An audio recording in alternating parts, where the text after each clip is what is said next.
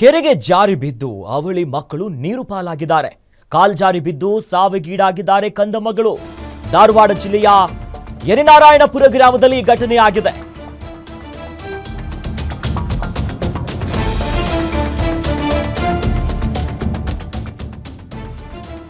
ಬಹಳ ಪ್ರಮುಖವಾಗಿ ಅವಳಿ ಕಂದಮ್ಮಗಳು ಕಾಲು ಜಾರಿ ನೀರಿಗೆ ಬಿದ್ದು ಮೃತಪಟ್ಟಿರುವಂತಹ ಘಟನೆಯಾಗಿದೆ. ಮಧುಸ್ಮಿರ್ 3 ವರ್ಷ, ಇನ್ನು ಮುಜ್ಮಿಲ್ 3 ವರ್ಷದ ಕಂದಮ್ಮಗಳು ನೀರ್ಪಾಲಾಗಿದ್ದಾರೆ.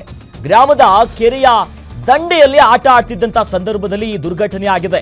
ಕೆರೆಗೆ ಬಿದ್ದಂತ ಮಗುವನ್ನ ರಕ್ಷಿಸೋದಕ್ಕೆ ಹೋದಂತ ಮತ್ತೊಂದು ಮಗು ಕೂಡ ಸಾವನ್ನಪ್ಪುತ್ತೆ.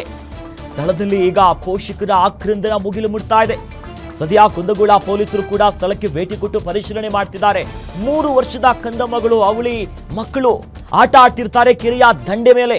ಆ ಸಂದರ್ಭದಲ್ಲಿ ಒಂದು ಮಗು ಜಾರಿ ಬೀಳುತ್ತೆ, ಇನ್ನೊಂದು ಮಗು ಕೂಡ ಸಹಾಯಕ್ಕಂತ ಹೋಗುತ್ತೆ. 3 ವರ್ಷದ ಮಗು, ಇಬ್ಬರು ಕೂಡ ನೋಡಿ ಆ ದೃಶ್ಯ ನೋಡಕ್ಕಾಗ್ತಾ ಇಲ್ಲ. ಕಂದಮ್ಮಗಳು ಸಾವಗೀಡಾಗಿದ್ದಾರೆ. ಕಾಲು ಜಾರಿ ಪೋಷಕರ ಹೊತ್ನಲ್ಲಿ ಇರಲಿಲ್ವೋ ಏನೋ ಆಯ್ತು.